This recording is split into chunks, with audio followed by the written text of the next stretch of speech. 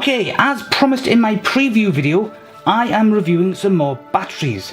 As you probably know if you've been watching my videos at all, if you've gone through the archives, I do like photography. I've got videos, compilations of various different photos I've taken over the years. Haven't done one of those in a while, but I might at some point. But photography in itself can get a bit expensive on the batteries, especially, you know, if you do a lot of shooting and if you go out for a long period of time. I've actually got 4 of the buggers, and I decided I need another 2 just to give me a bit more oomph, a bit more backup, so to speak. I mean, I use my camera all the time anyhow. I'm filming with the same camera, my same DSLR, my Canon, well, what is it, EOS 700D. I can never remember the actual serial numbers and brands and stuff like that, but I do know that for some reason Canon in different territories refer to them as the Rebel T something or other. Not sure which one mine would be in those other territories, but never mind. I need more batteries, more for peace of mind than anything else, and I have done battery reviews in the past. So why am I doing yet more battery reviews? Because these are different brands and they therefore need to be tested. I've got 4 at the moment. 2 are identical. They're a pack that I got off Amazon very cheaply, and they are my go-to batteries. They last for ages, they are very reliable. I've got the original Canon battery that came with it. I've also got another battery from some other company, I can't remember the name of that yet, which was also just as reliable as the Canon, which is as reliable as the other 2 batteries. But the difference is the Canon batteries and the other branded one whose name I cannot remember. I'll put the name up around here somewhere.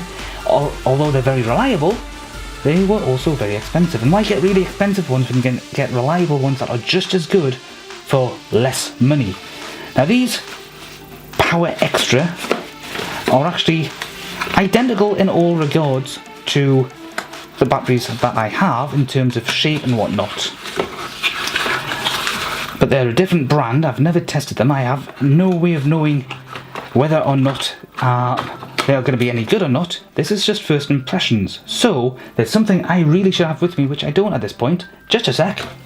My trusty battery grip, which has seen better days. Inside is the tray for the batteries, of which I have the other 2 aforementioned batteries. Now you may have noticed a couple of things straight off. I've got sticky tape there, and that's simply to help keep that metal bit there secure. I've got a similar problem with the metal bit here, as that always likes to pop out, so I have to be very careful with that. I have tried to sticky tape that in place. It hasn't worked, so I've just forgone the sticky tape and just gone with being very careful. You can see it hasn't actually stayed in place quite as well.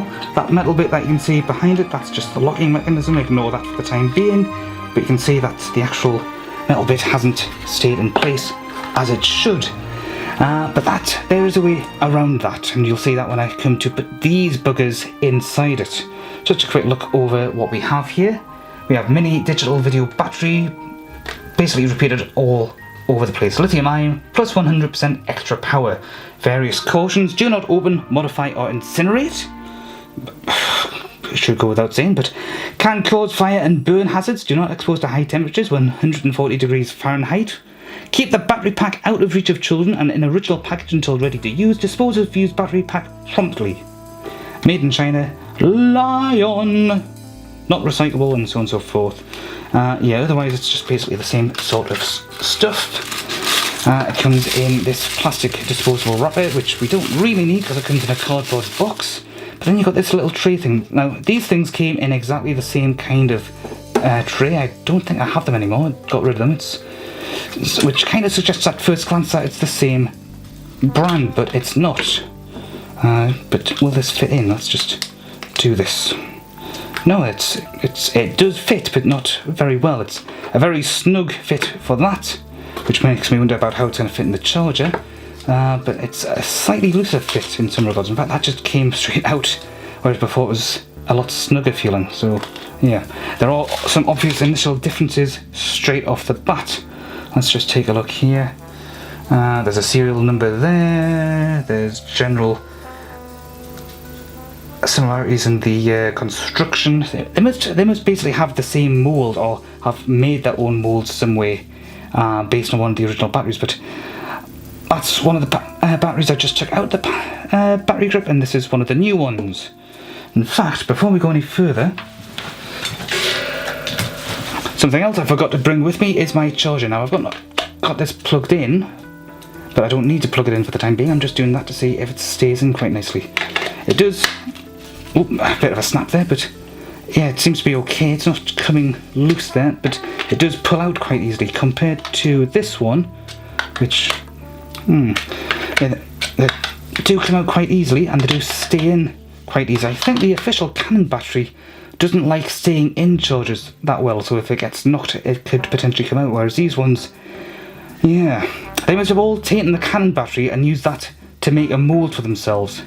But I'm not going to complain about that, because that works quite nicely. Now, let's get it in the battery grip. You'll see the metal bit there is still not quite flush, but that doesn't matter, because when I do that, that should make all the connections work quite well. I just need to get the other one out, and so on and so forth. And of course it's going to be exactly the same sort of situation, the useless packaging, which the War on Plastic declares that we do not need this kind of packaging anymore. It comes in a cardboard box, for Christ's sake. I can understand this bit of plastic, you know, but otherwise, actually I'm not convinced that's actually gone down properly. That does seem to be staying non-flush. Usually when these go in, they go in a lot flatter. So let's just try taking that out and then taking it back in again. Taking it back in again, putting it back in again. Yeah, that's gone down flatter. Now the one thing I missed straight away is the lack of any kind of information. But, you know, having different kinds of batteries, pairing them up in different ways, does make some sense to me, because if I put both of these in here and then on the display it tells me they're empty, I can take these out, put them to one side, and then put these in and then know that these are fresh and that these are used, you know. So that's one little tip. Try to pair up your batteries so that you know the ones you're taking out are completely, you know, empty, and that the new ones should be fully charged, assuming that the charging works, which is what I'm basically going to do next. And that means at this point I'm going to have to do a jump cut, because next I obviously have to charge them up. I have to take the camera out and do some photography and then see how well these last. I mean, they do claim to have plus 100% more power, presumably 100% more than the Canon batteries, but you know, that remains to be seen. But this should be quite the interesting experiment.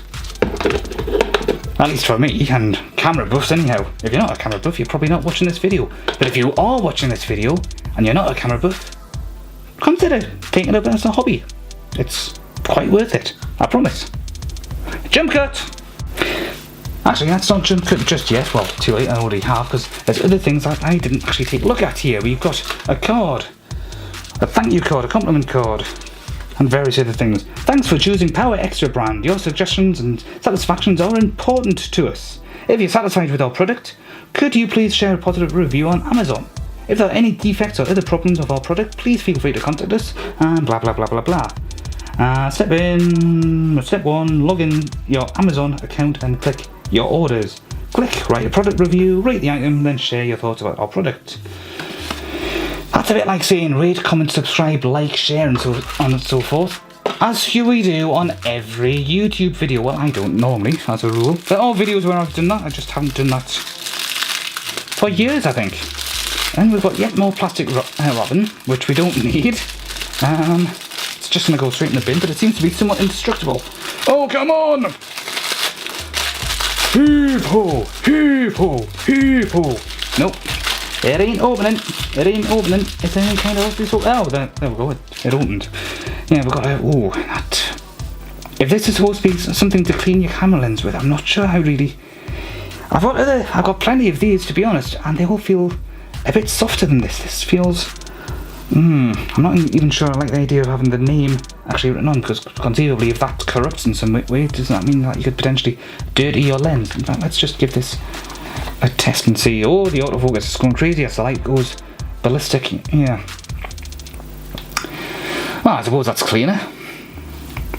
Not that I had actually cleaned it beforehand, but yeah.